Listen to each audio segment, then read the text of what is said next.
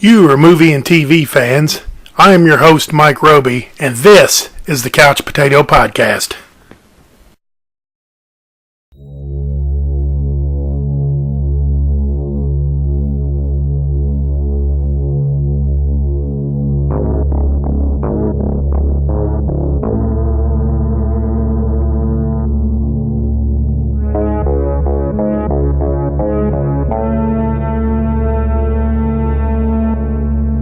Alright, welcome back to the Couch Potato. I'm your host, Mike Roby, and with me again is my good friend, Michael Kerner. Hi, Mike. How you doing, Michael? Good to see you, buddy. Oh, not too bad. I guess we're going to do part 2 to Halloween. We're going to do Halloween 2, and this is a pretty good one too. I like the first one better. I used to tell you all I like the second one better. We've got another guy named Pat that's a good friend of ours that could recite this movie backwards and frontwards with us. But Pat kind of talks too much. He's kind of loud. We were afraid if we had him on here, he'd just hard talk to get too a word much. in edgewise with the guy. Yeah, we'd never be able to do anything that we wanted to do. So if you're watching this, Pat, sorry, pal. Maybe we'll bring you in for something else that you're a little bit less Got the knowledgeable. perfect role for you down the road. We'll talk about it. We'll see if we can make the numbers work. But if you want to follow along with us, which we'd recommend you do, you might want to put your subtitles on. And we are set at 5 seconds. So you might want to start at 5 seconds with us, and I'll give you a countdown here. 5, 4, 3, 2, and 1. And there we are. We're at 8 seconds now. We've got the Universal logo. A big step up from Compass, who financed the first one. You know, they were big time now. The money was in, and Halloween was a smash hit. So, as any smash hit requires a sequel. Mm-hmm.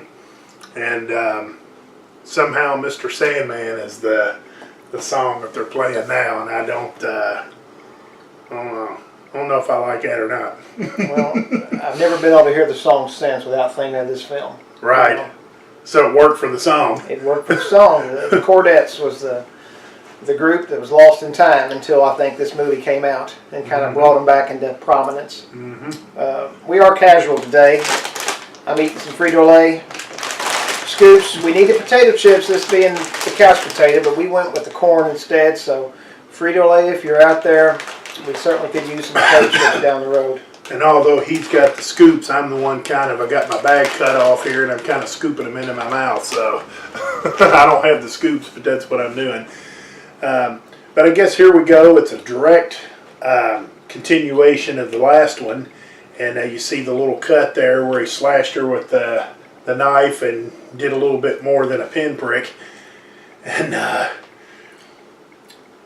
Loomis has already came in there and shot him, but they're just kind of going through this little thing. And well, not yet. He's still got to. They're giving you like the last 4 minutes of the first one, just kind of catch up.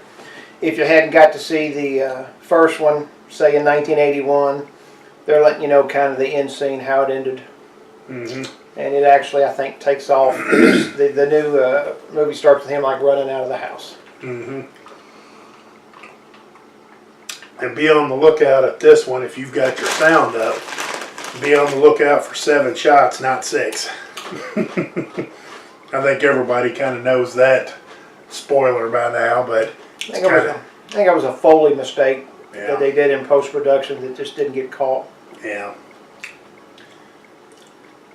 And while we're watching this remake here, this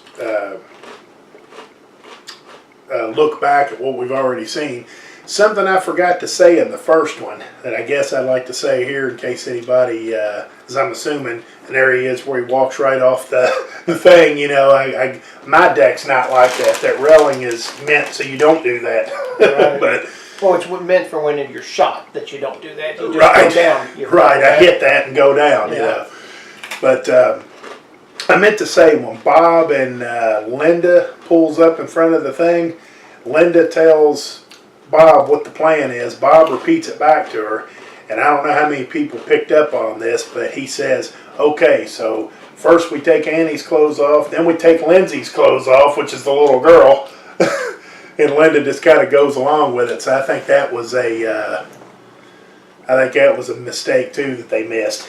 I think Bob got his lines wrong, and they just said, "Ah, roll it, nobody will know." But So Loomis, 2 years older. Something's wrong. I mean, where's he at? yeah, you definitely see a good imprint of him there on the green grass, green full grass in October, and there's fresh blood there. And I'm not sure that jacket's the same either. The jacket don't look quite It's as a little fuller. yeah. The other one didn't look as. Which we made a comment in our first podcast Yeah. about Halloween 1 that if it was me, we'd have to let it out a little bit. So.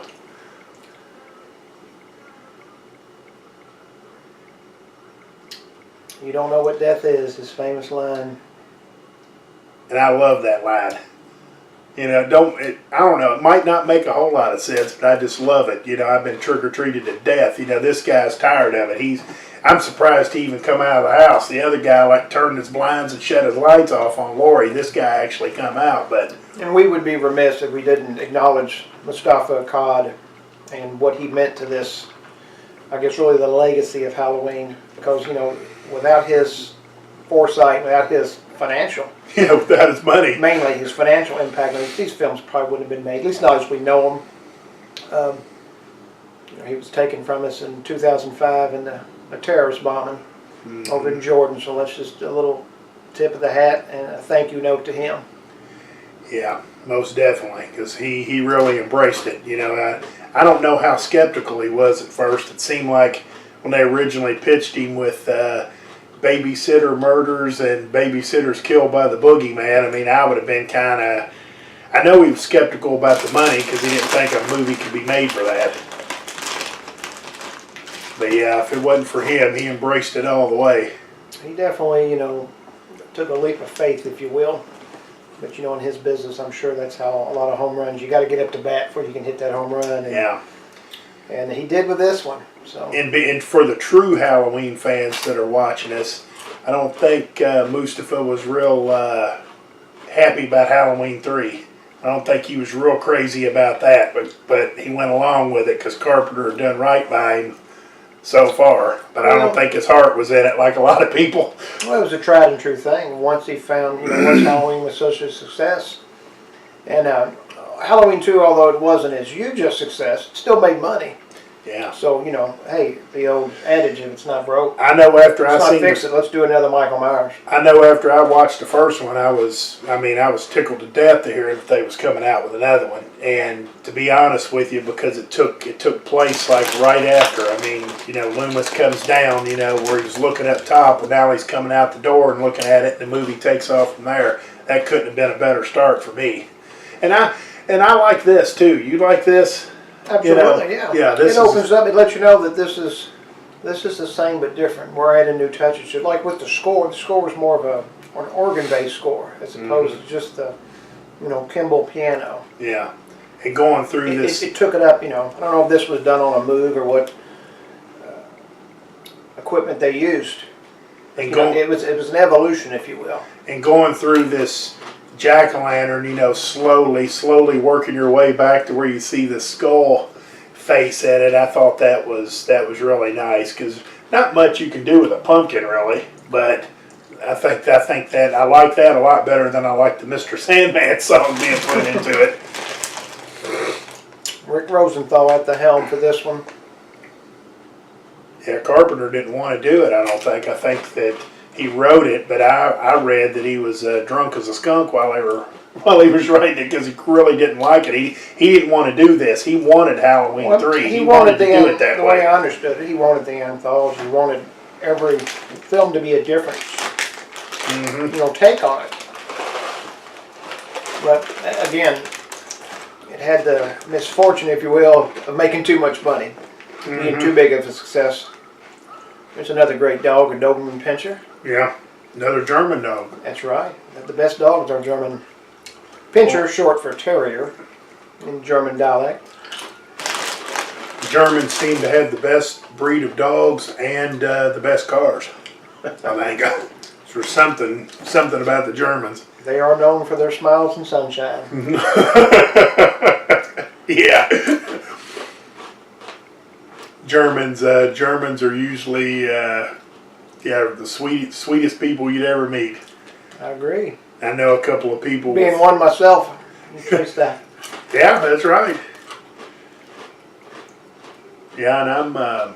So here we are, POV. This is Michael's vantage point. And there we meet sweet Mrs. Elrod in her kitchen.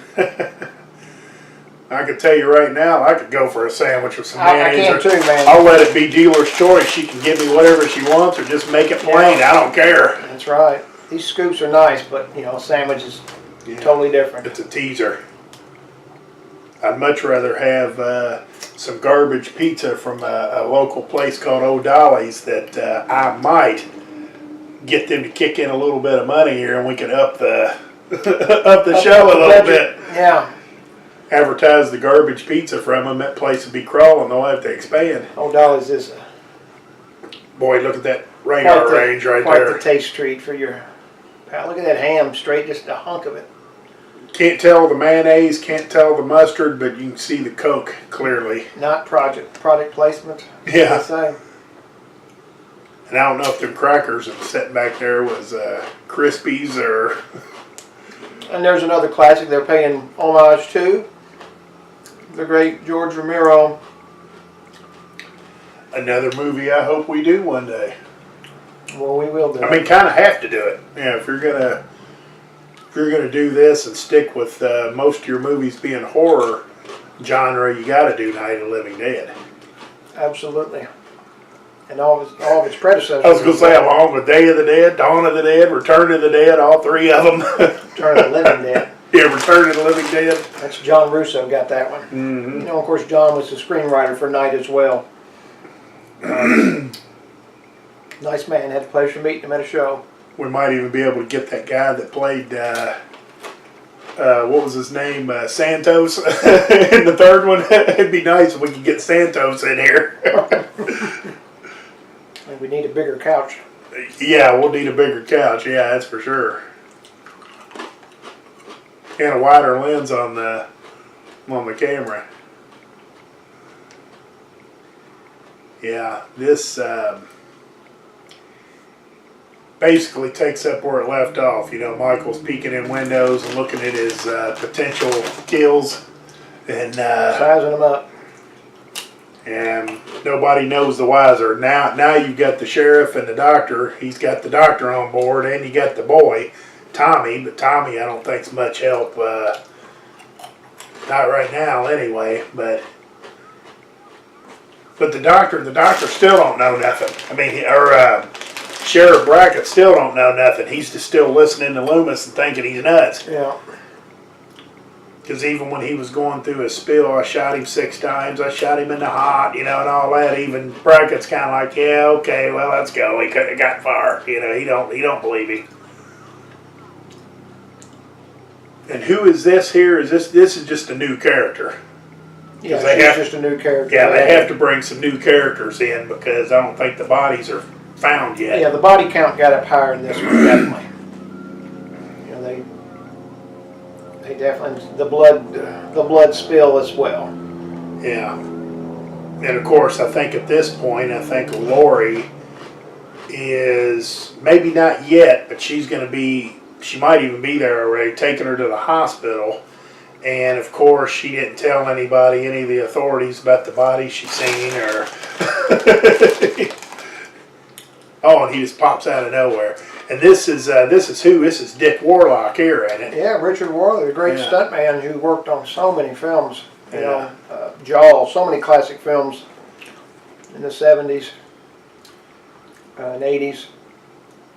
Another nice man I had the pleasure of meeting 10 years, 15 years ago at a show.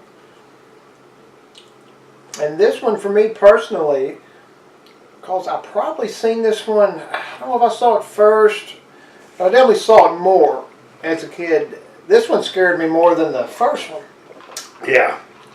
Well, you've already seen more blood in this one than you did in the first one, too. Or at You least had as talked much. about about no blood. Well, there's At least as much within, 10 minutes of the film Yeah. on. You saw as much as the whole, whatever the runtime, hour and a half, hour and... Yeah, 40 and minutes. you pointed this out to me years ago, but Dana Carvey is, I think I've already seen him, but he's one of the reporters. Yeah, he's like the cameraman, or one of the, I guess. And I guess his He's boss. not the on-screen talent, but he's one of the guys that works for him. Yeah, because I think his boss, or I guess the head reporter, because she ends up being the one doing the stuff. But I think she's trying to get him to interview people, and she's telling him, if you can't get the parents' permission, do it anyway. Piss on the rules. Yeah. Just Like all great comedians, he got his start in a horror film. yeah, yeah. And they've got like an ambulance here, several police, because the sheriff's not even there yet. And our favorite deputy, I guess he's a deputy, he's not here yet, but you had two other guys. So apparently they had more police than just the sheriff. Haddonfield Memorial. This was a hospital in, I believe, Pasadena they used. That's the stand-in for it. It had been closed, if I remember. I think so, yeah. I think I heard that. Now, we talked about candy apples and razor blades. Isn't that what this kid is? Didn't he take a razor blade to the mouth or I something? believe he did, yeah. I think that maybe that's where some of the legend got perpetrated from, this film. Very possible, yeah. Because I think you get a little glimpse of it right there. A lot of glimpses. Yeah. There ain't no mistaking that.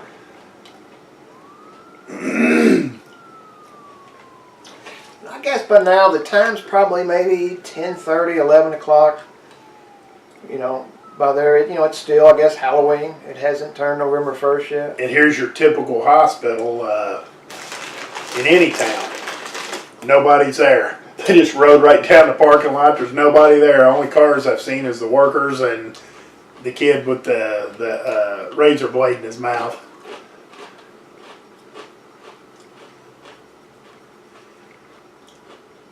Now I know we're men and we're maybe a little more chancier than a mom might be, but that kid, that razor blade looks like that shouldn't all he be able to do is maybe the mom hold the blade and say, "Okay, kid, open your mouth," and it'd just kind of, Well, she probably could remove, but then she don't know how much it's going to bleed. Yeah. And probably scared to death too. That's kind of what I was thinking. So she probably did the right thing. How about this nurse here? I always like to check the women out in these films and say, okay, who's the prettiest one? Who's the dogged upest one? And I think she's kind of... That's very modern of you. I think she's kind of, yeah. I think she's kind of hot, and I'm not into blondes. Although I was married one. There's Dr. Mixer, but had Looks two like drinks at the Halloween party, and really has no business practicing medicine right now. But he looks like he's had a few mixers. You know what I mean? I do. Small town, doctor on, he was called in. Yeah. So I guess a drunk doctor's better than no doctor. I'm not sure I've ever had a doctor give me a shot. Usually that's the nurse's job. See, even that little blood there is more blood than you seen in the first one. It's more hot coffee for him, because nothing sobers you up quicker than hot coffee, right? Right. And there's Bud and Jimmy. Like most ambulance drivers, they have nothing better to do but stand around and watch the emergency room. And I would assume an ambulance driver would be like... In reality, they'd be back in their car, yeah. waiting for a run, or perhaps even out, going to the next run. Yeah, and plus, wouldn't an ambulance driver be kind of the low man on the pole? They'd be the ones that the doctor would be like, you two lowlifes, get out of here. Well, I mean, I don't think any good doctor would do that, but no. Yeah, I know what you mean. Yeah. There's a little bit less school to be a EMT than there is to be a MD. Because every field, has its people that are kind of the beginning level, and the top-notch people think everything revolves around them. And you'll learn that the longer the coat is, the higher up the chain you are. Right.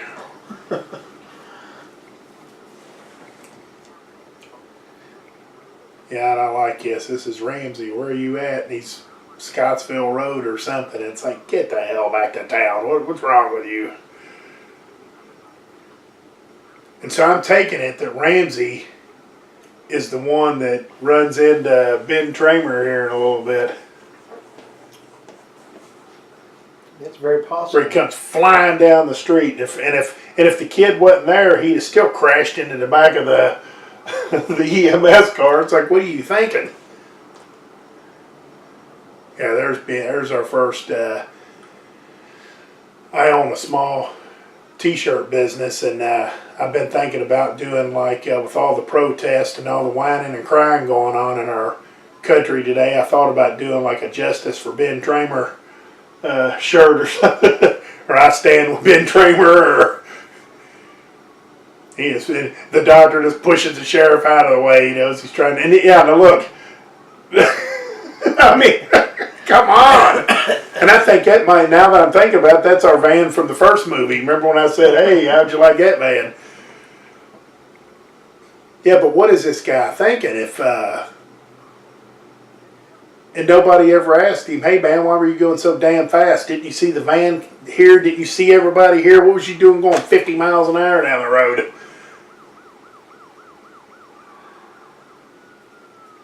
And Loomis is this, I guess he's thinking, "Hey, I don't know. I don't know if that's him or not. Oh, they found 3 bodies across the street. One of them's Annie." And he's just getting the realization that his daughter Yeah. perhaps has been And murdered. Loomis does that little lean back and take off running. I love that. And he's still carrying the gun. I never noticed that. He's still got the gun in his hand, waving it around.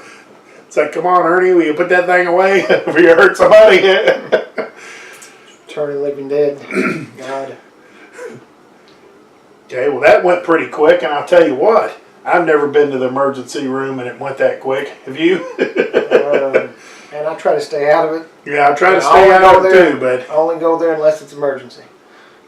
I mean, yeah, that might have even required some blood. It looked like he had a pint of blood on the towel. I like Mr. Cool Breeze here. Which one of these two guys you like better? You like Bud or Jimmy? As far as a character, because I've never met either one of them in person. You mean as a character? Yeah, yeah, Bud or Jimmy. Probably Jimmy. Yeah, I think I do too. I think Bud's kind of a jerk, but I know they need the dope smoking, fast talking, womanizing kind of guy. Yeah. I mean, who do I relate the most to? I guess? Probably Bud. No, probably Jimmy. except for the drugs part. Yeah, I would say probably Jimmy, because I'm compassionate. If I'm nothing else. Well, I'd say 20 years ago, you might put compassion aside for a squeeze. I was always compassionate, man. Yeah. Get that from my mother.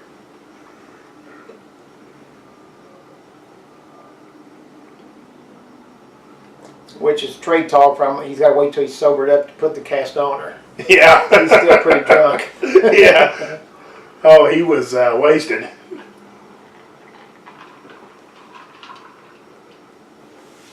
Yeah, Jimmy pulled a fast one on her, didn't he? Now, I've heard, like I said in the first one, I've heard rumors that she's wearing a wig here, that she's already kind of went short hair. And like you said earlier, should be on another run when one just came in. They're going to get somebody. Yeah, now that's Dana Carvey back in the background with the blue cap on, right? Yeah, I believe so, yeah. Well, they cut to him after this reporter's scene, and you listen in a little bit. Yeah, that's his, I guess, maybe not his big break, but definitely his. Yeah. A lot of screen time for him. Yeah. And I seen him in a comedy. I seen him, I don't know if you've seen it, but it's the one where he's a con man. What's that movie called? Opportunity Knocks. I don't know if you've seen that. Not familiar with that one. Yeah, it's not a bad movie. I mean, he plays a con man and there's some comedy in it, so he gets to kind of be a comic too. But I guess here's Sheriff Brackett. He gets to see, I guess they pulled Annie out of there first. Oh, that was my first love in the first movie. My love now is the blonde nurse. She was nice enough to come back and do this little, I guess, cameo, if you will. Yeah, and she might be married to Tommy Lee Wallace now. I'd have to check the dates on that. I know she was married to him in the third one.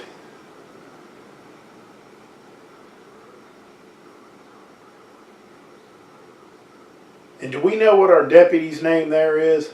Lee. Yeah, no, Brackett is Lee, because he's Lee like, Brackett. go on home, Lee. Yeah.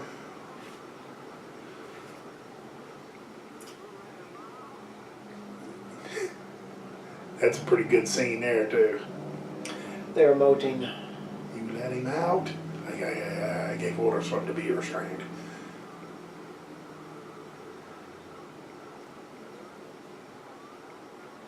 Yeah, if anything, to his character's credit, he's the only one that did anything about it. He tried to tell him Yeah. all along that this Yeah, guy, yeah, his kid was trouble. he wasn't You know? he wasn't even to town yet, and he was trying to get Brackett to listen to him. And I mean, where's the rest of it? Is he the only psychiatrist in that whole place that cares? I guess him and that other guy, I guess he ran the place, and he didn't seem to really give a two shits about it. It's a pretty big police force, by the way. If you notice, you got 3 or 4 more sheriffs, just kind of to be a fairly small Midwestern town. Nice Would the they jackets. They all got them nice, expensive jackets. I mean, I guess they'd call in, the troops. You're going to do a little OT tonight. We got more dead bodies in one night than we've had in, 4 years. So I guess they'd call the troops in. Yeah. Go ahead. I know this is somebody's son. I'll let you. Dick, I think it's Dick Warlock's son. I can't tell you his name right offhand, but it's certainly in the credits, and he bumps into to his dad here. And I'm assuming that might be his acting debut. Not sure, man, but like any young teenager back then, you'd have a boombox on your shoulder. And if you were fortunate enough to have one, I don't know if it'd be tuned to the news like his was, but no, mine wouldn't have been tuned to the news. No. well, I think they broke in. Yeah. He probably was listening to something else. Yeah. What year is this supposed to be? Like 82? No, this would be 78. They're still in 78. Yeah. Yeah. I was gonna say I might have had some Run DMC or some Houdini or something on there jamming, but that Not in wasn't around 78 yet. you Not in wouldn't. 78, I wouldn't have.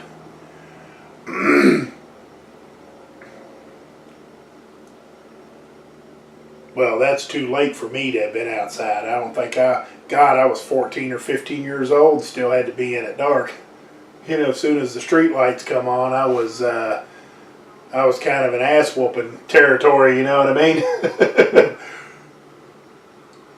Yeah, here he is getting ready to bump into him. And he didn't really crash into him, just kind of. And a lot of people didn't like Dick Warlock's portrayal of the Shape. Well, he was a slighter build than, I guess Nick Castle for the most part, Tommy Lee Wallace. So he was a little. And Deborah Hill and. He was a little shorter, I've stood next to him. I'm 5'10". He's probably maybe 5'8". Maybe 5'9". He's a little shorter than me. Yeah. So Mike always had that, I guess, image of 6'2", 6'3". I love how you got the hospital and he's just kind of following the signs. and he's got no problem with all these people that he's passed and all these people, but then sometimes he just kind of kills randomly. Well, he's focused. Yeah. Okay, that's what I like about Michael. He doesn't get sidetracked. That's true. Yeah, I think the problem with Warlock was that I've heard people on other podcast shows and stuff talk about is that his walk and his movement wasn't like we talked about Michael not being in a big hurry. Well, it's like with Warlock, they're like, well, he's even less in a hurry, although he got to the hospital pretty quick. Yeah, he was definitely hustling, at least off screen. Yeah.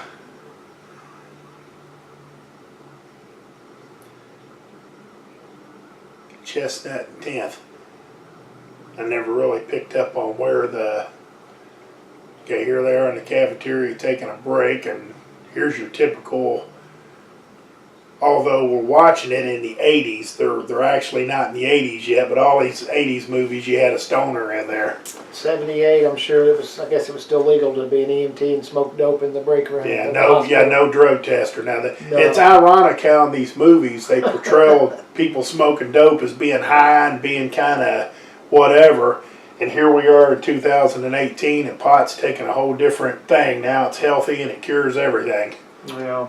There was another stereotypical role, the bumbling night Yeah. watchman, you know. Yeah, the bumbling fat watchman. That's, you're looking at him and saying, you know, well, I could push this guy down, you know, and Couldn't run 100 yards to save his life without falling over. But he's going to be our one line of defense. yeah, he's in charge of the vault. And you've met that guy too, haven't you? Haven't you seen him in a show? Yeah, I'm sure he probably has been one or two. I did a lot of them early on. See a lot of these old actors come back.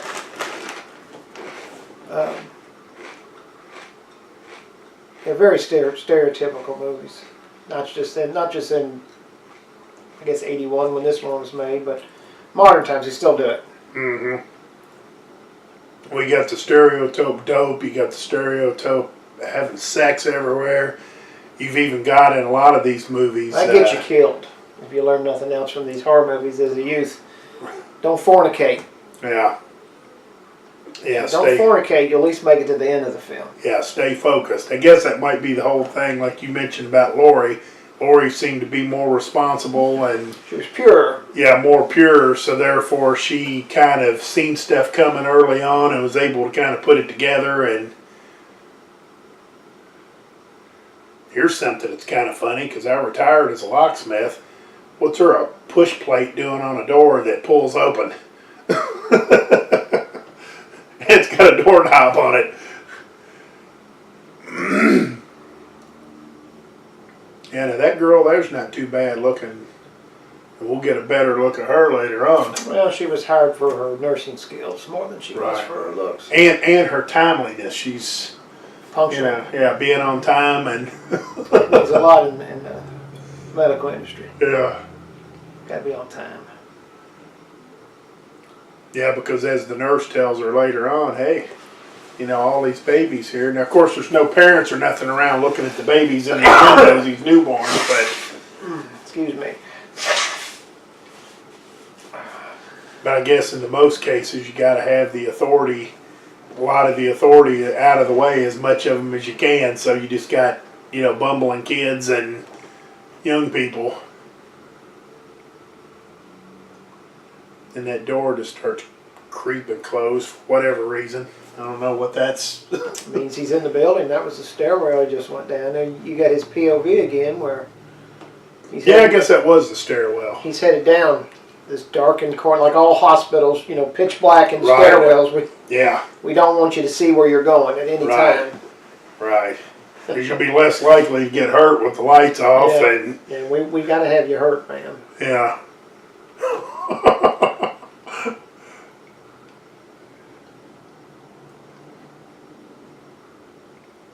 And again, what in the world's going on in this hospital? Nobody. There's nobody there. And apparently, according to the head nurse here, whatever her name is, it starts kind of giving her. Nurse Alves, she's a charge nurse. Yeah. Where according to her, apparently, There she is. all the responsibility is on her. And if she's 10 or 15 minutes late, because, So this is a pattern. She said again. yeah. It wasn't just a 1 minute thing. Yeah, she's saying she's 15 minutes late, and I guess according to her, nobody else is in charge. And I guess when the other person, like let's say it's 4 o'clock, with 4 o'clock, adios, and there's nobody here to, Yeah, that doesn't work in the nursing industry, No. man. no, I mean, it don't work in the fast food industry. I used to do that, and somebody calls in, well, I'm the guy getting screwed because I'm the guy that's there all the time.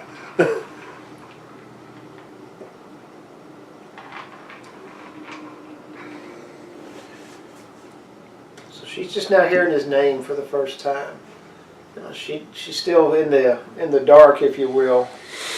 You know, what is this all about? Why me? Yeah. The little kid that killed his sister. So she knew that much about him. Mm-hmm.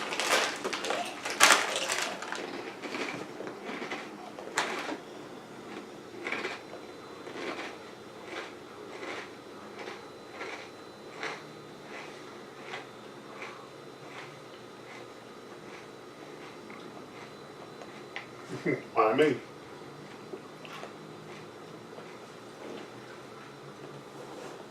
hopefully you people couldn't hear my crunching. Well, I could.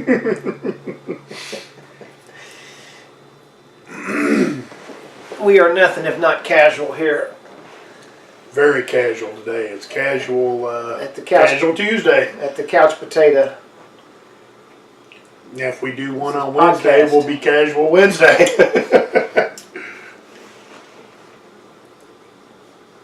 But I do like how they decorated it all up. You got Happy Halloween out there and got some stuff together. I don't remember there being as much lit up jack-o'-lanterns everywhere like there were in the first one. Like when they were making out in the bed and you had that full jack-o'-lantern over there cut up and a light in it. And keep in mind, nobody was there. They came in and went up there and somebody had already lit the jack-o'-lantern and, you know, lucky it didn't burn the damn house down. Somewhere along the way, he lost that knife he got from Miss Elrod's house, and he wound up with the scalpel.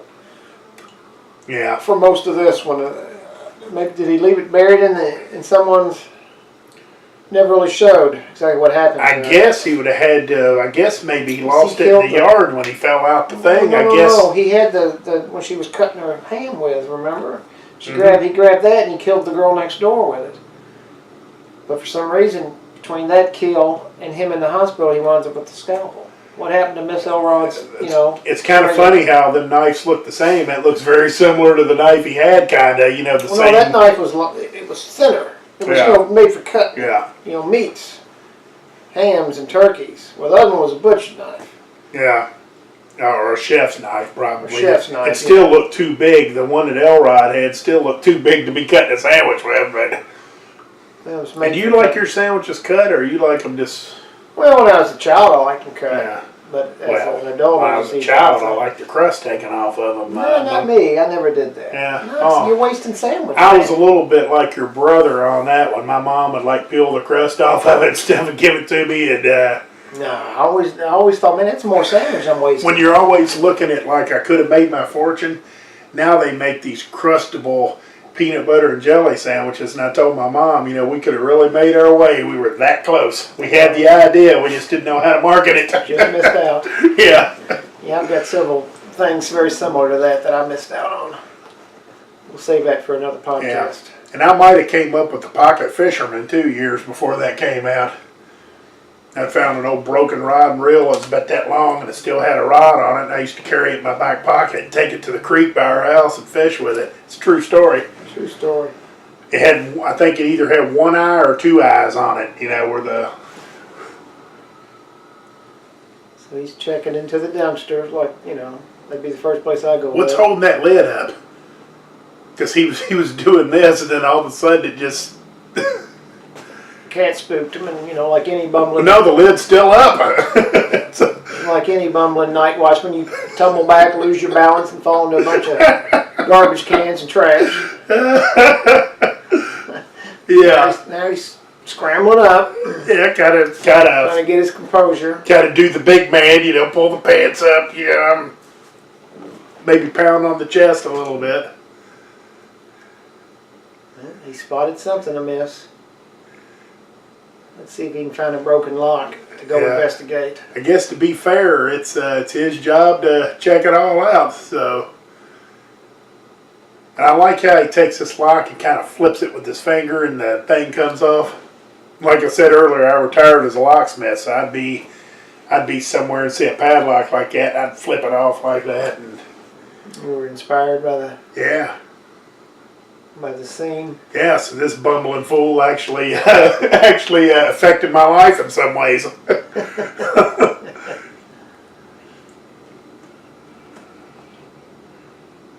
That place is a wreck. Kind of looks like the room we're doing this podcast show in. Except I took the ladder downstairs. We snuck onto the old set that was still up. That'd be great. If any of you young kids are watching, that black thing is actually a rotary phone. That's how we were able to communicate back then. Yeah. Took the place of smoke signals. Yeah, but you took, you paid one fee, one low fee, and you got as much time as you wanted if it was local. Couldn't text though. No, I couldn't do that. That sucked. That sucked not being able to text.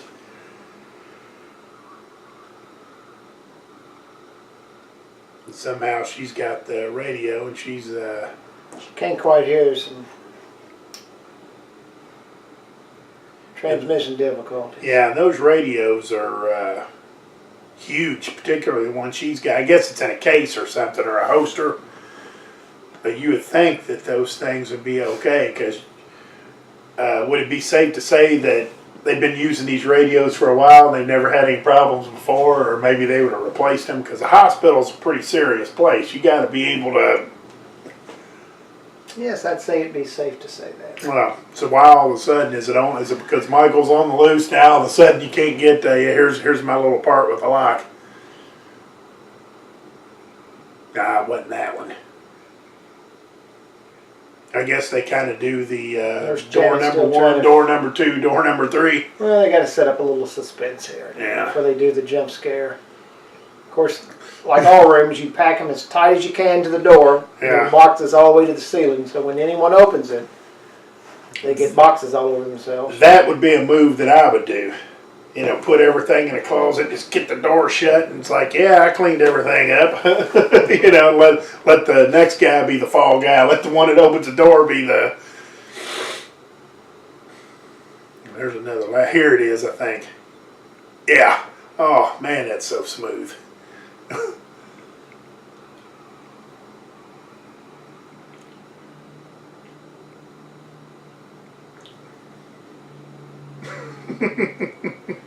Okay, so the audience realizes, well, maybe everything's okay. Yeah, and that's what he's thinking. Yep, I got this under control. And then, man, right there. Uh-oh. Wow. Woo. Man, that's a hard way to die right there. Crawl through the top of the skull. It wouldn't hurt for long. No. Hope not.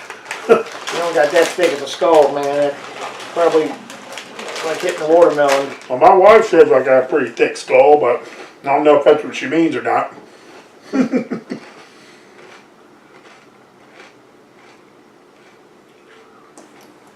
Okay, we as a cast, I guess as an audience, we know this isn't Michael Myers. This is probably Ben Tramer. Yeah.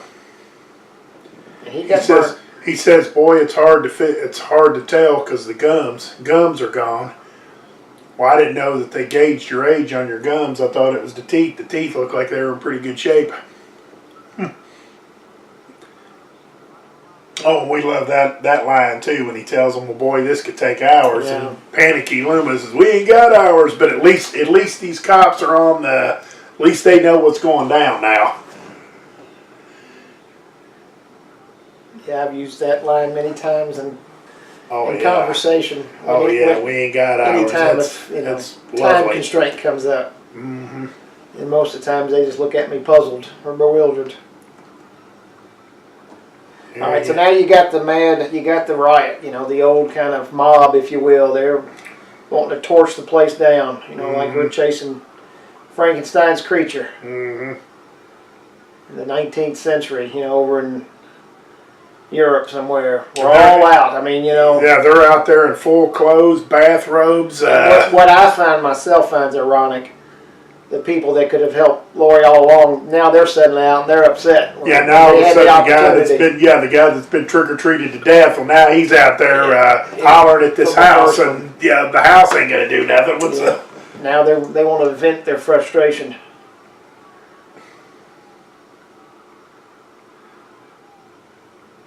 Now I like this. Still don't know what his name is. That deputy. Now, it wasn't Ramsey, was it? When he was talking to Ramsey earlier, and he says, Ramsey, get back to town. What the hell are you doing? And he's the one that ran into him. That ain't him. Oh, yeah, you're right, Warren County. That's probably Smiths Grove, Warren County. Yeah, I never picked up on that before. I didn't know what county Haddonfield, Illinois was in. It was all John's upbringing. He's able to keep that in his screenplay, and pay tribute to. And I like this too, is a little bit of a spoiler. Surely to God you're not watching this and you haven't seen the movie before, but he offers Loomis a smoke and he accepts. So that sets it up for here's the lighter. And of course, we know that lighter comes into play later on. Right.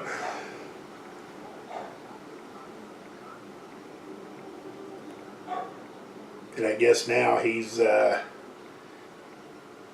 giving this guy a little history like he did Brackett in the first one.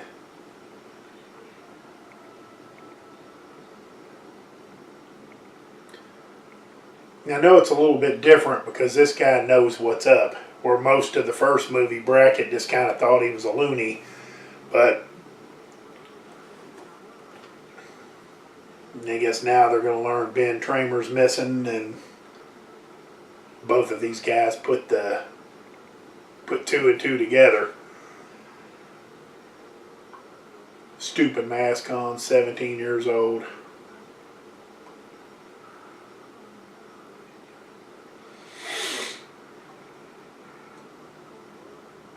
And Loomis did a tribute to Harry Cooper there. He threw the cigarette down on the ground, you know.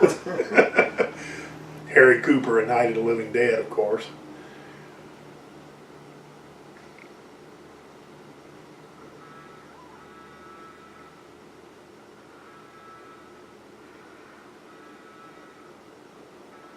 Yeah, this is the darkest, emptiest, quietest hospital I think I've ever Hospitals seen. are very bright for all that have been in there before and seen them. You know, they're very.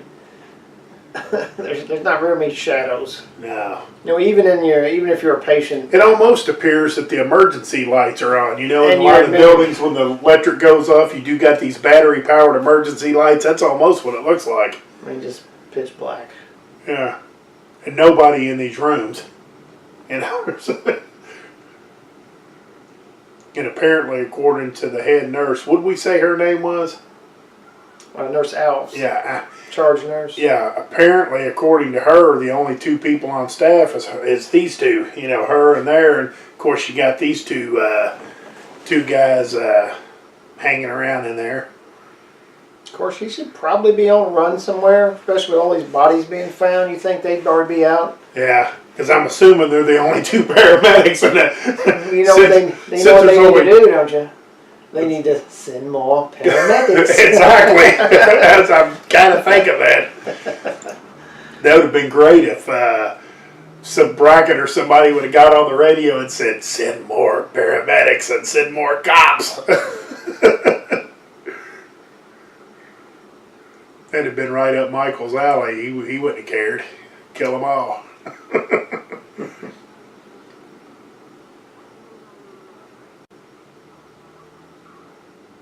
And then, of course, she's going to take off and get in the hot tub with him, and she's already kind of letting her hair down. And so I'm assuming, well, Alice hasn't left. She's still there. But apparently it's just the two of them, and it's like her job was just to come here, I guess, take a quick look at them babies, and then forget about them.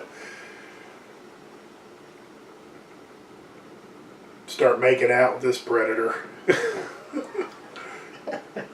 Yeah, so she's going to leave the floor. It ain't even on the same floor. He said it's downstairs.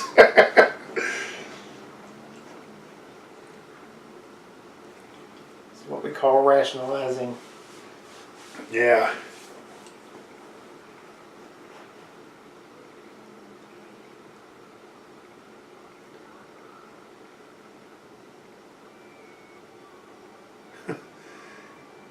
She says, well, yeah, and they're giving you a look at this place. There's nobody in there. Business is not good for all these people getting killed. And So you kind of understand that, wait a minute, it's not your mother, is that? That's Lori, right? Is it? She's dreaming that. Starting to have flashbacks.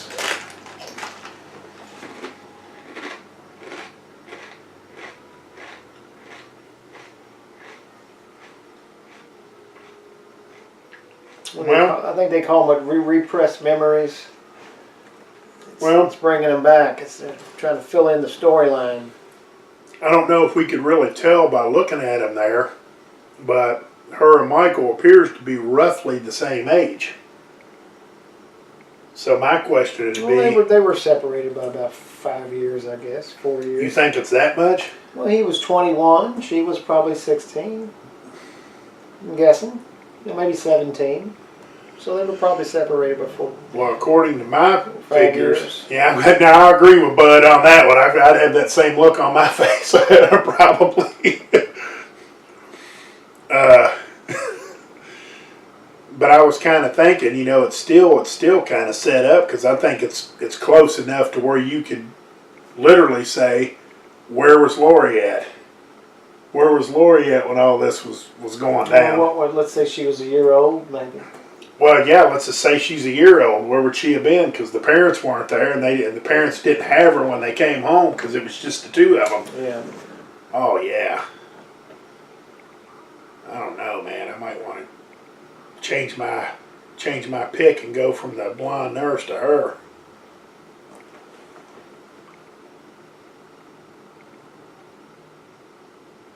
Nah, I can't do it. She can't be on time nowhere. She's irresponsible. You know how I am. I couldn't handle that.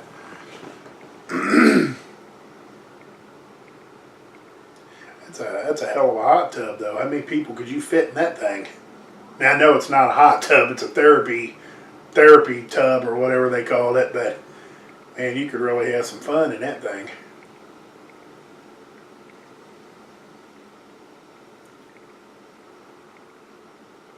Not to exceed 100 degrees. So you think they'd had a cap on it? You know, they wouldn't have kept the water that hot in the hospital. Yeah. Because that registers what, 130? Is that where it stopped at? Yeah. Well, it's funny that it said 130 will not boil to. your skin off. Yeah, it's funny it said not to do over 100 degrees, and it's like my hot tub out there is probably at 100 right now. And when it gets colder, you kind of want it a little bit warmer, and you feel comfortable in it. So there's your little crack shot for our women that are watching. You got Studley Bud here getting out of the tub to check it all out. Look at all the hair hanging off his chest. I never noticed that too. He's got 3 or 4 inches of chest hair.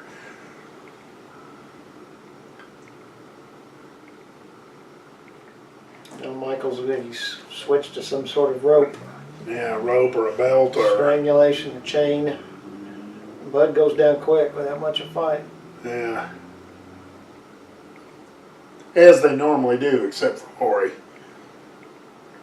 She dropped him quick. Yeah, Lori's the only one that he can't really...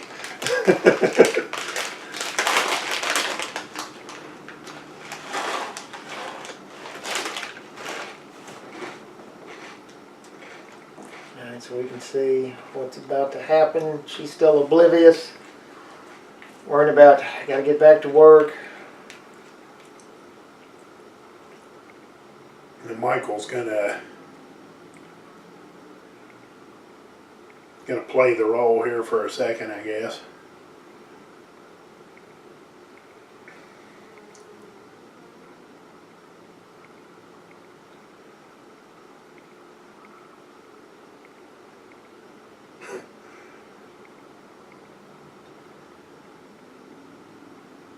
I'm sorry.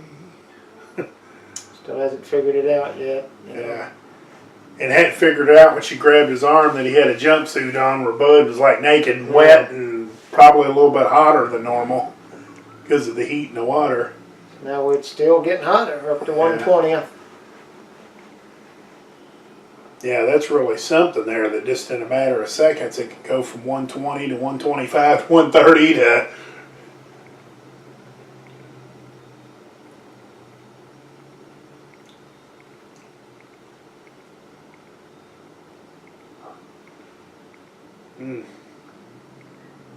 So that's it for her. Yeah, that is a waste.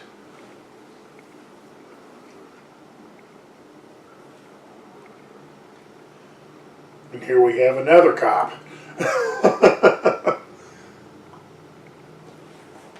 This must have been Michael's school when he was young, back in the Yeah. 62 or 3.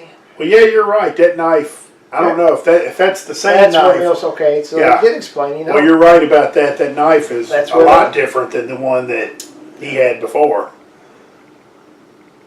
I thought it was still a chef's knife, but no, that's like bigger than a steak knife. But here comes our friend Smokey. We get to see Sam Hain. And you get some more of this great dialogue of Loomis telling them the story. You know, the old Celtic festivals celebrate the solstice. Because as soon as they walked in, you know, they had to do the tour of here's a broken glass, here's a little bit of blood. You know, they didn't see Sam Hain on the chalkboard right off or the knife sticking in the... Obviously written fresh blood and hadn't had time to fully cure yet. Yeah. Well, I meant when they walked in the door, you know, it's like, let's look at the broken glass, let's look at the blood here, and, you know, they didn't just walk in and go, look at the chalkboard, you know, look at the knife on the desk, you know. They, it's when you can still smoke in school. yeah. And you got a custodian over there with all the stuff that's gone on, you know, he's buffing the floor. I know what that means.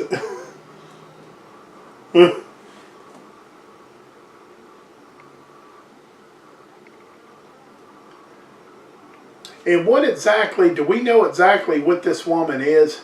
I guess she was a nurse, yeah, in the beginning. Yeah, she worked But at Smith. do you think she's still a nurse here, or you think she's been promoted or something? Once a nurse, always a nurse. Probably so. I mean, unless you got a promotion in, 3 days' time, because this was... Yeah, I was just, it dawned on me when I was saying it that, yeah, we got to look at this as real time.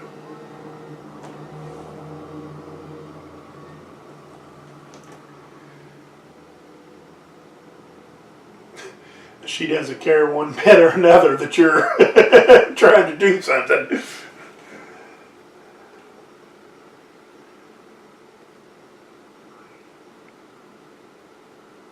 And she almost looks like a corpse there.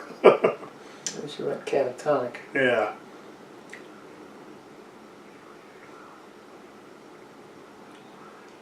Of course, there's no diagnostics hooked up to her like there would be. Yeah. You know, nothing to monitor her EKG or... Yeah, at least in Salem's Lot, they had a fake IV or they had a fake blood thing where the blood was coming in, but sure the blood that was- wasn't coming out or whatever. At least they had something. I'm sure that was the normal practice back in 1978, too. Yeah.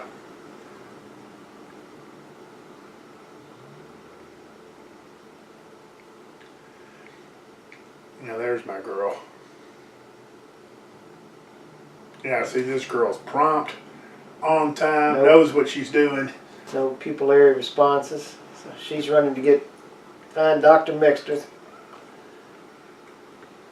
You're probably thinking he's sleeping off his drunk, but no. That's what I originally thought when I seen him in the chair. I thought, well, he's in there passed out. You know, he finally possibly even had a bottle in his drawer or something. It's kind of funny because Chalice was in Halloween 3, I think he's a drunken doctor.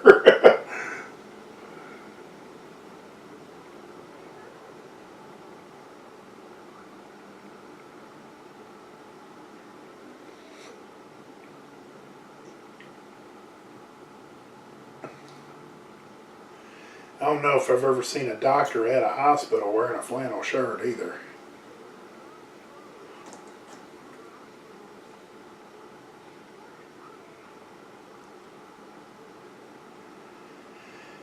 And I'm not exactly sure what her job is.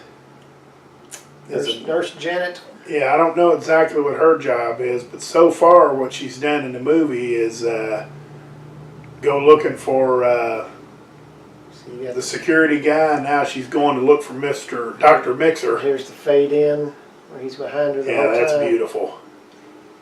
Great lighting. Yeah.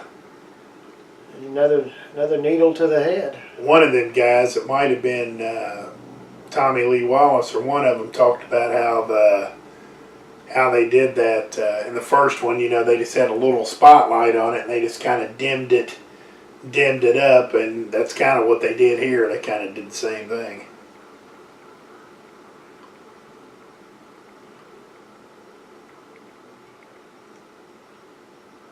Ladies' lounge. What limited day staff they had here is being greatly reduced. Yeah. You know, I think we're down to Yeah, they've already cut the staff down by 75% because there wasn't but we're 4 or down 5 to, of them we're there. down to one nurse and a junior EMT.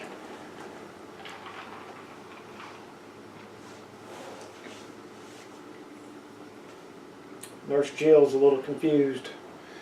And typical hospital screw up. You know, they've got this. They gave the girl medicine, and she looks like she's about ready to die. So they got to do something to her real quick, or they're going to lose the only patient they got. She went into anaphylactic shock over it or something.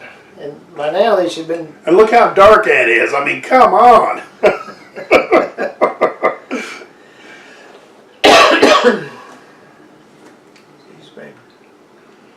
There's an old candy machine.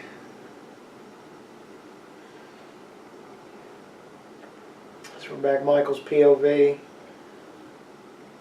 He's tracking her down, man. He's finally found her. Yeah. Like a hound dog, he sniffed her out. It done pretty good. You know, he's only been there like an hour. There's no patience or no. He's just going to go straight for the kill here. 3 stabs ought to take care of it, but no. Mm-hmm. Uh-oh.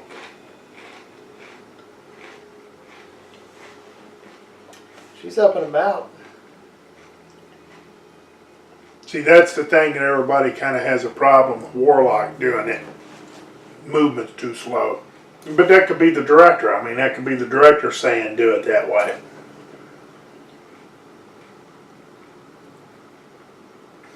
How could she even see walking down that hallway? I'm sorry, Lori. We're trying to cut back on expenses here because we got no patients. So all the lights are off. Ration your medicine. Yeah. Lights off when the sun goes down. That's our policy. That hall's lit up a little bit more. But I'm glad Eerie whatever. orchestration. Well, I'm glad whatever reaction she had, she finally snapped out of it. This may have been a fake the whole time for her to make Yeah, a she move. might have been faking it.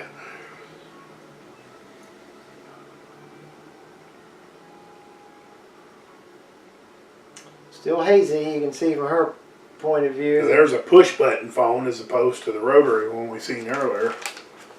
As kids, that's the same thing, but that's like a deluxe model.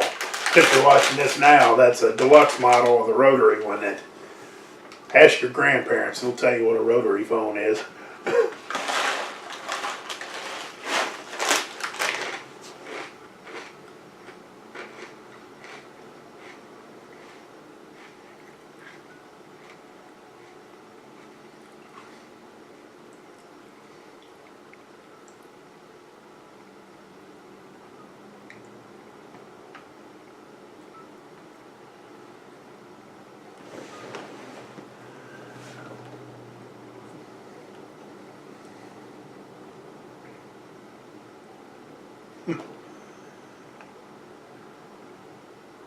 It's a kind of suspenseful scene, you know. She's trying to get out there. She takes one look down the hallway. It looks clear.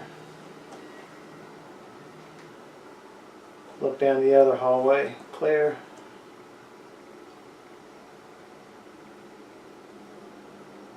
So let me get this door shut and maybe I'm safe for a little while longer. Yeah. Then shut it all the way. It's a Yeah. little gap. Yeah, I wouldn't want to do that. Now, according to our subtitles, they said that they heard it said footfall, but so you would think that he'd been right out in the hallway. There's enough where she heard something. And now I guess she's out again.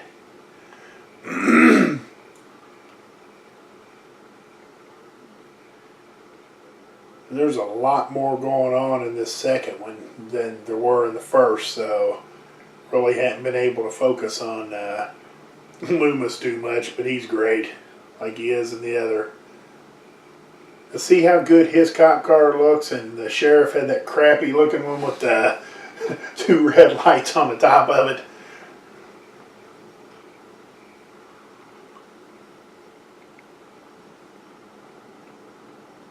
Well, it was probably state police there. No, I think it's his. I think it's his car. I mean the one they just got into and Oh, drove yeah. off in.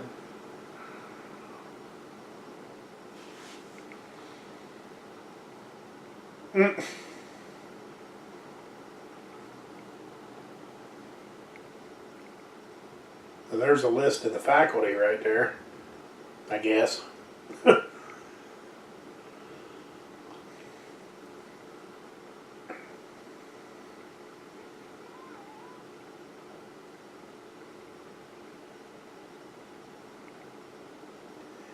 Yeah, Mr. Garrett is nowhere to be found.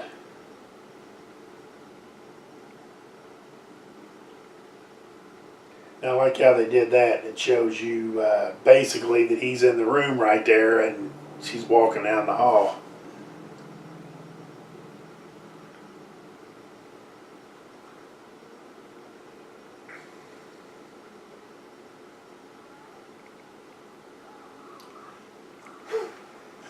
Of course, that's how everybody does. They just walk up behind you and put a hand on your shoulder as opposed to going, hey, you know, you seen Mr. Garrett or No jump scare. you seen Miss Alves or anybody?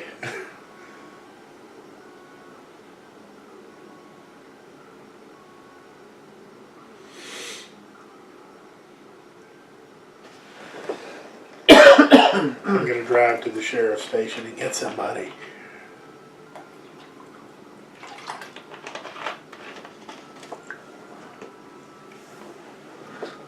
And I think I've seen this lady in one of them documentaries talking about the movie too. She still looks halfway decent. Tawny Moyer was the actress.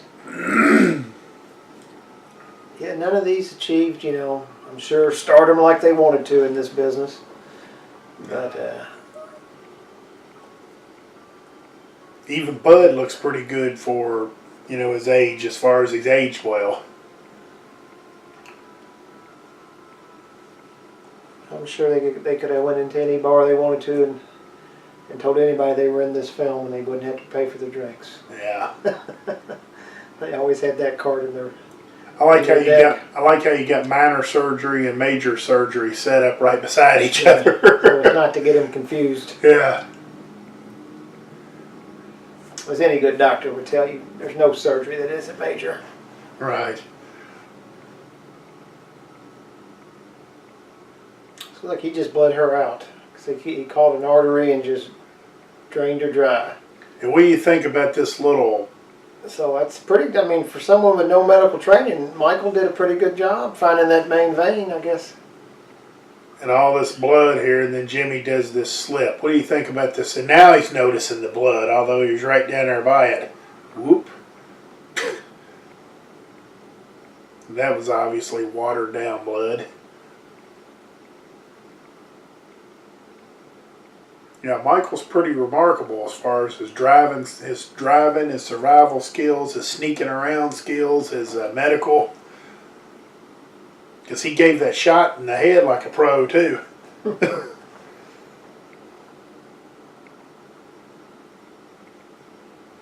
We'll just have to assume that. Oh, she's driving the bug, okay. We'll just have to assume that she was incapacitated.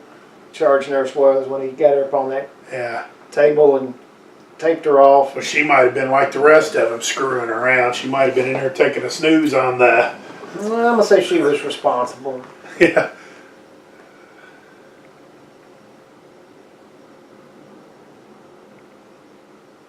Michael was real smart to flatten the tires, too, so nobody goes nowhere.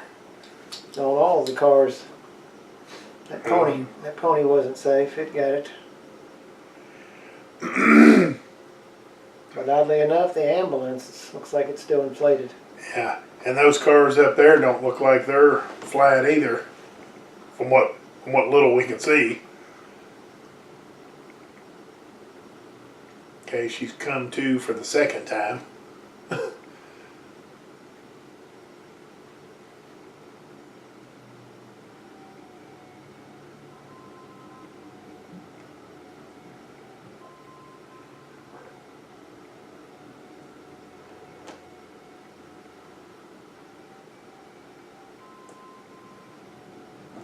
Something's driving her. She knows she's got to keep moving. Uh-huh. Now, of quite sure what it is, but she knows she's got to get up and get away from wherever she was. And whatever happened to her right hand there, try not to put too much weight on it if you can, because open up the wound again or hurt the sprain or whatever. She sprained it. I think she fell off the stairwell on the first one. Uh-oh. Jill's getting ready to get hers.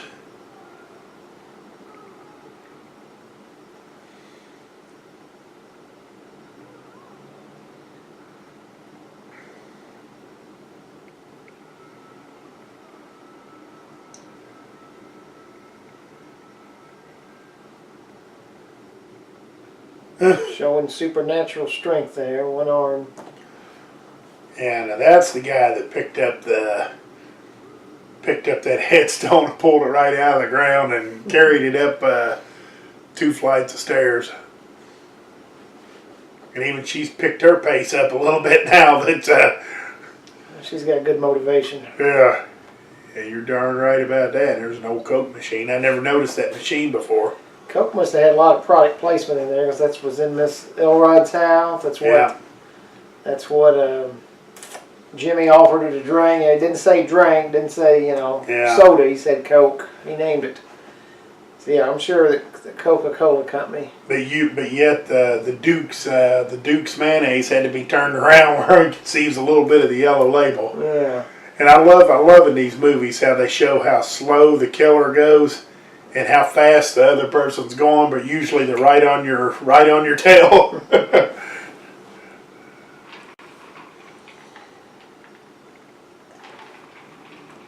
So we don't know where she's going, but she'll find the sheriff there hanging. Or I guess the security guard, I should say.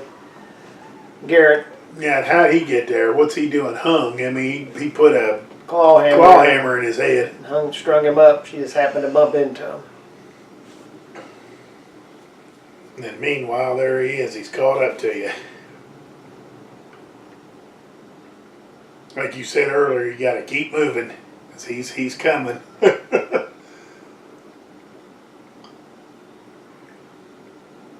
You would think that he would even be like, uh-oh, Wendell, I better pick the pace up, maybe double time, and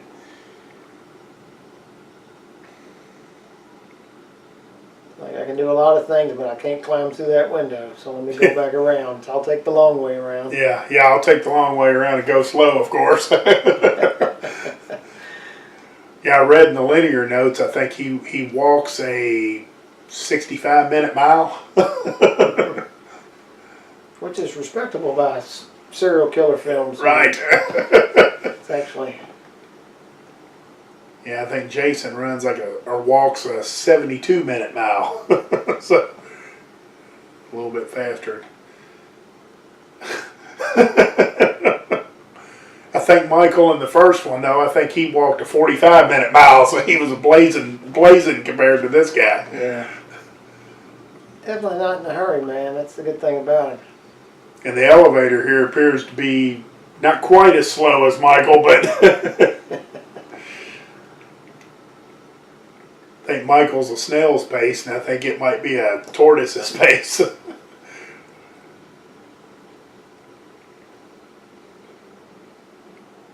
Yep. Just missed it. Yeah, and this was obviously before the safety stuff was put in to where, it'd open it back Yeah, up. that outer cat. So she's out now. Moving quick. Out in the parking lot, trying to get out of there, man. Barefooted, stepping on nothing. No rocks or nothing. Starting to see some blood there. Yes, it opened up. I don't know, opened up down here and somehow it got up here, or...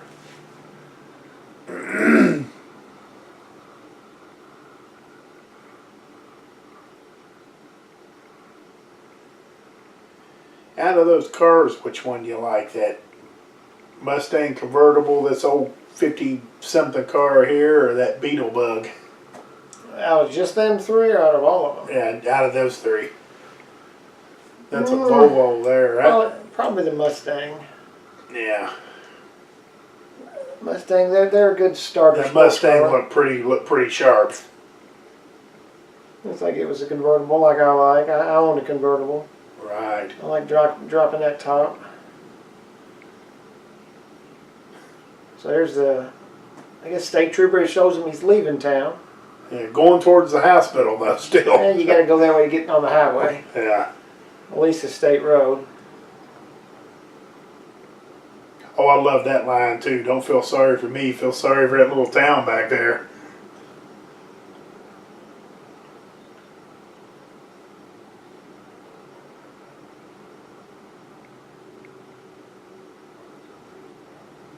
So he's fleshing out the whole Samhain Celtic festival, trying to explain a little bit for the audience's Yeah. knowledge.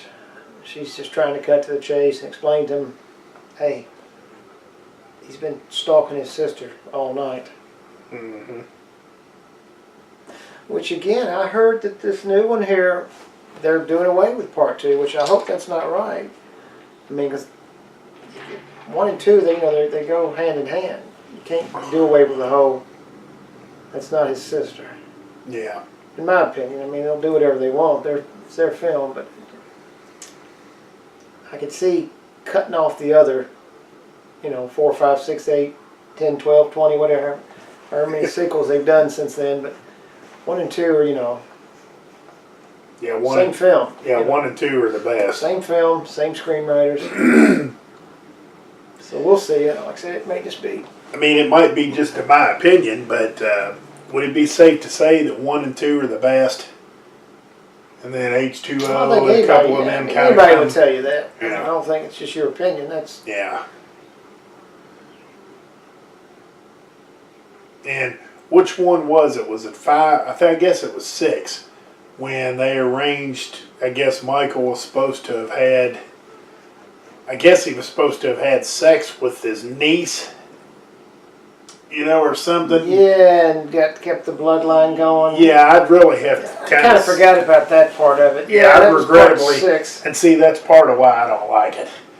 Yeah, because he's had a chance to. He could have felt the one girl up in the tub, which he kind of was working his way that way. He could have felt Linda up in the first one, and he's got no interest in that stuff. Your orders have changed. Oh, I love that. It's got a tail light out and everything. What do you people do to fire a warning shot? Pow! Yeah, I'm not sure of his motivation. Maybe that was part of his them being in control of it. Maybe he didn't have any say-so in it. Yeah. I don't know. I mean, it's been a while since Yeah. I've seen that one. I'd have to look at it again. And like I said, just a very strange. Probably 15 years since I Yeah. watched part 6. Now here's something. What actually happened to Jimmy? Probably got concussed. Yeah, he slept in the blood, Yeah. and then he's made it out to his car because he's still sticking to his original plan. I'm going to go to the sheriff's office. Phones are dead. I'm going to go to as always, the phones are dead. Mm-hmm. I'm going to get to the sheriff's office and get somebody here. So he's got enough sense to, I believe that's what he's trying to do. And he just kind of passes out here. So Michael never gets him, but He got concussed. yeah. A bad hit on the head. He's still out of it. Of course, let's not draw attention to ourselves. Yeah, it's another thing that's a must in a horror movie. If you're in a car, you gotta Fall on the horn or fall on the horn. horn sticks or. And like we talked about in the first one, I'm kind of a giant, so I can't really relate to that. Because if my head went down, I'd probably hit my chin on the top of the wheel. You're a fairly big fella. And I don't know if I ever had a car that, if my forehead did hit it like that, that it would do that. It's hard to say. I know in Salem's Lot they did it with a truck, or did the same deal. It was a car. It was like an old. So she's really hurting at this point. I think everything's kind of caught up with her. Her adrenaline's wore off because she's got to crawl now. Yeah. She can't even stand on her 2 feet and even get a good brisk walk in to call attention to herself. And of course, these guys, not really looking at the whole scene, so they don't see a That's woman a good crawling scene, in the yeah. parking lot. That's a good acting scene there because that convinces me. Yeah. You know, Jamie Lee showed flashes that, you know, maybe it's chip off the old block. And she did her mother proud in this one. Yeah. Great Janet Lee. Now, I like how Loomis put the gun to the head and says, I'm going to need you. Loomis has a pretty good way of like ordering the sheriff around, ordering the cops around, telling this state trooper, you know, you're going to do this and you're going to do that. And she's up on her feet now. One last gasp effort. yeah, I was going to say like Titanic, where, you know, she's trying to blow the whistle. It's kind of the same thing here. She's trying to speak, and then at the last minute, as soon as that door shuts, then there it comes. And again, I told people that I retired as a locksmith, so I want to say this. These panic bars that are down here at the bottom of the thing, the way those are secured, they're usually secured to 1/4 screws, 4 of them, and you're not just going to, there's Coke again, you're not just going to just walk into that door and knock it down. You're not going to do it. And with it being locked like that, you've obviously got latches and stuff down here too, and nick of times. Because he just walks right through it, slow stride and everything. Yeah, did that at the gunshot, yeah. No, he just walks right through it there with the panic bar. Yep. You know, that's, so he's leveling on. Hope he's gonna put some more lead in him. He already knows you can shoot him 7 times and that's not going to kill him.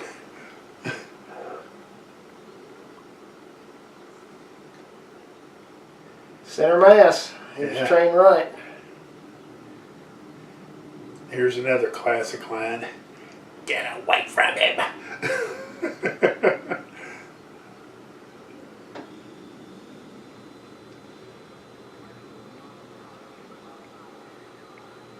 Go on. Go on, move.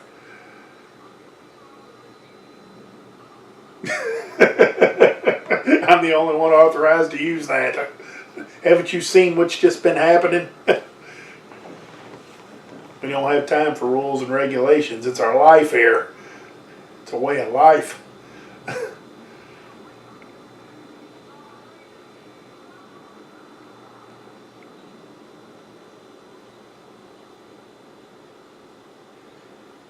And somehow Dr. Loomis sees that, and all of a sudden now he's almost in shock there for a second. Like he knows what this guy's capable of. But you notice how when you don't listen to Loomis, that's when you get killed? You know, if you just listen to him, no matter how crazy it sounds.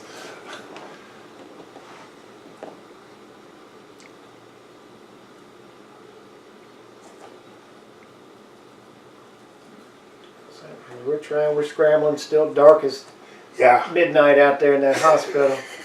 Yeah, I was going to say the good thing going for him is all the lights are kind of off already, so you don't have to like kill the lights or. Yeah. And of course, you know, you put your head in one window, I'll put my head in the other, and we'll see if we can draw him to us.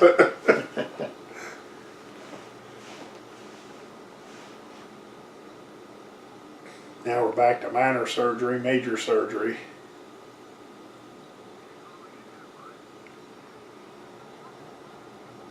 Marion Chambers.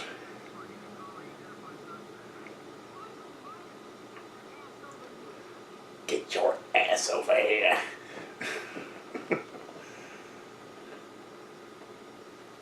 Well, we ain't getting out of this room, it looks like.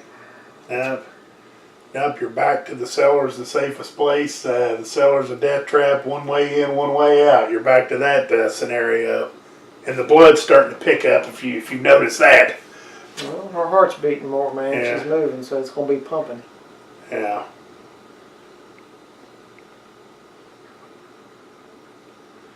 Go on, take it. If you've learned anything, people that don't listen get killed.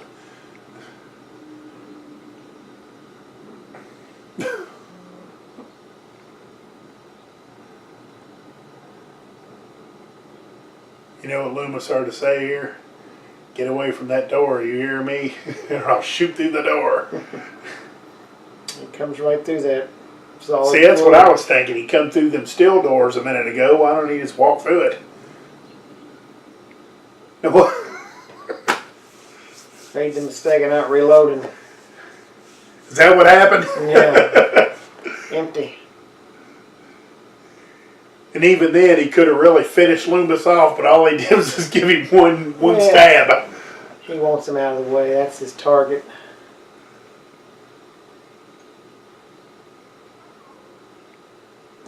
Now, I assume she's never had any previous firearm training. Yeah, I'm assuming that's a good assumption Yeah. because I don't think she really felt comfortable when he was trying to give it to her.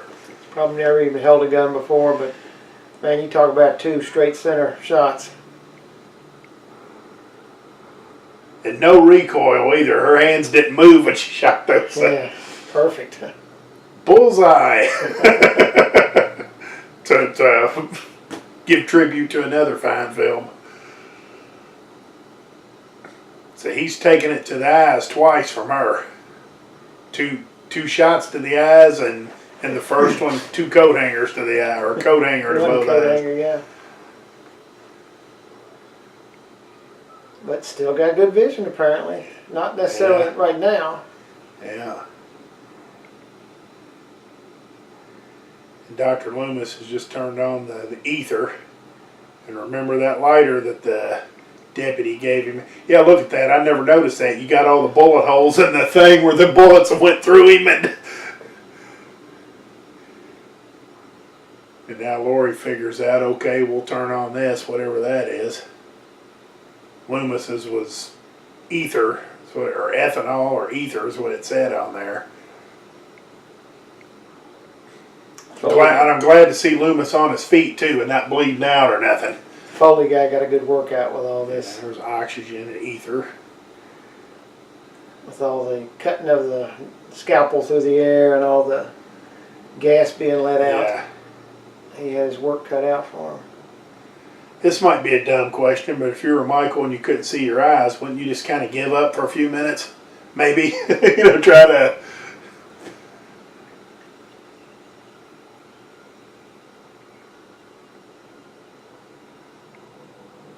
And that would be something going from the, At this point, Doc decided he didn't want to live either. yeah. At least that's the impression we get. We know later that he came back for part 4 and part Yeah. 5 Yeah, both of them survived. and part 6, I think. I think I don't know. Again, I'd have to see it again, but I think he's in 6. One of the movies, Yeah, he's in he 6. died They like, dedicated to him. yeah, one of them movies he died like either during filming or maybe a couple of weeks after filming or something. I think during post-production. Yeah. They dedicated it to him. I remember I was really kind of sad when I heard that. I mean, I literally was. Although I know his best work was behind him, I was just kind of like, man, why kill him off? And being a stunt Well, I man. mean, God killed him off, Right. Mother Nature killed him Yeah, off. right, but That's, and being a stunt man like Dick Warlock was, I don't know, do you know who that was that did that? Was that Warlock that that did fire that? shot, Yeah. I don't know. I don't know. I can't remember, but I would assume maybe so. And there's Dana Carvey again, I think, standing over there in that little group. Same uniform. I guess he works for WWAR. We call him War. Yeah. So we got a body count of 10 so far. Definitely up the stakes from the first one. And not one, I guess we're to put in the note here for all the activists, not one cop was killed or injured in this film. They're in the making of. Yeah. Well, you got to count the state trooper. He got killed. He got shot. Oh, yeah, he did too. Yeah, I forgot about that. I was going to say we can't count Mr. Garrett because he was just kind of rent-a-cop. He couldn't have made it. He couldn't Now, have for all made you security guards out there, we want you to subscribe, and I apologize for our hostess slight at you. Please subscribe, and in the next movie we'll try to give you some credit for something. Maybe we can do Paul Blart. Well, I never thought about this, but Mr. Garrett looked like he was kind of a couch potato. He'd fit in real good here. Now you're thinking. Yeah, now I'm thinking towards the end of the friggin' movie. Yeah, but it looks like as the ambulance disappears into the... The Cordettes play us out. We'll get to see one last little gasp. If you've seen the television one, you know, they had to cut a lot of scenes out, obviously from the motion picture release. Their made-for-TV one, they did a lot more scenes, and in this end scene, I mean, it's not spoiling it for you. I'm sure you probably saw it. We see the long-lost EMT driver that was missing. You know, Jimmy. Yeah. You see him show up to explain that he's still alive. He Oh, made is it. that right? Well, I assumed he was. That's. I've never seen a DVD that I could buy that really had it all in there. It'd be nice if you had No, one. they don't make. They'll give them to you as extras where you can watch the edits. Yeah. I understand what you're saying. Yeah, I'd like to see that. And there's Dana Carvey as an assistant. That's what his job was. Bill Warlock was the kid. That was the son's name. His little walk-on role. Yeah. Yeah, well, this is, and Dick Warlock played Patrolman number 3, too. I didn't know. I knew that, I guess, but I kind of forgot about it. Which, if I'm not mistaken, he came right after 2, but he was before number 4, right? Yeah, Okay. yeah. I think that they should have casted him as Patrolman number 2. But, Well, he tried out for 2, Yeah. but he just didn't. I heard he was too slow. You know, Patrolman number 2 needed to pick the pace up a little bit, and they thought 3 would be a better fit, apparently. Okay. But that's Halloween 2 in the books, and I didn't harp on it as much as I did in the first one, but please like it, please subscribe, and we're going to try to get some more films up, you know, as quickly as we can. It's not as easy as it looks to get these up. Although it is actually pretty easy. Yeah, it's not that hard, but I guess we'll leave it at that, and I hope you enjoyed this podcast, and hope you subscribe, and hope you leave some comments and let us know what you think. And is that, you got anything else, Mike? I think you said it all, my friend. All right, well, Tune in for more, folks. tune in for more, and I, as always, appreciate you joining us, and I look forward to having you here most definitely again.